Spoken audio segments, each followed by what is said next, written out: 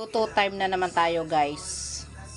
So ayan, maglagay ng mantika. Ito yung pinagpritusan ng itlog hindi ko na hinugasan. Lagay ng mantika, lakasan si apoy, hintayin lang natin uminit. At ngayon, ilagay na ang ating sibuyas at bawang. Ayan. Siyempre, tulad ng dati, gisa-gisa pa. Gisa-gisa tayo. Ayan. May naisip na kaming ulam, guys.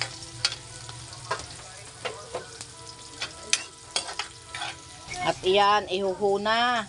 Busing, aba. Ay itinapon pa. Oh, pagkakalaka ng isda. Oh. Yan, ang aming ulam. Isda sa lata. Kalakay. Talaga sulit. So, ayan, lalagyan natin to ng sabaw kasi mas masarap yung ating ihahalo dito. Ayan. Tama na yan? Ayan, tingnan natin. Pwede naman. Maglagay ng betchin habang iniintay kumulo. Then, ang ating bayat. Ang ating paminta. Ayan. Lagay. Tapos asin.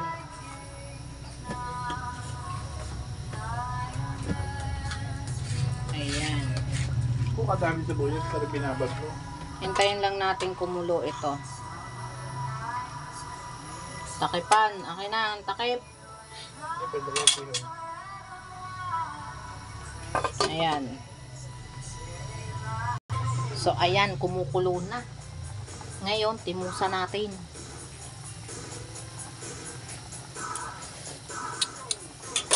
Pwede na. Ngayon, itong pinakamasarap na ilalagay ko, guys. Kahalo noong Hokkaido nating iyang inilagay na isda. Ang bihon. Diba? Bihon ng ating ilalagay. Binabad ko na sa tubig kasi matakaw sa sabaw ito, maiiga. Ayan. Hintayin uli natin kumulo yan, guys. So, ayan, guys. Kayo ba nagluluto ng ganito rin? Ito yung aming ulam ngayon. Ito ang aming napagdesisyon ng lutuin. Yung isang malaking Hokkaido, lagyan namin ng bihon. Tapos yan, sabawan. O, diba? Masarap na ulam na to, guys. So, ayan yung aking ginisang Hokkaido na may bihon. So, luluto-lutuin ko lang tong bihon at okay na kami kakain na. Kain na tayo, guys. So, lalaki ng isda. Bihon. Isdang malaki, diba? Saan ka pa? Thank you for watching, guys. Bye-bye.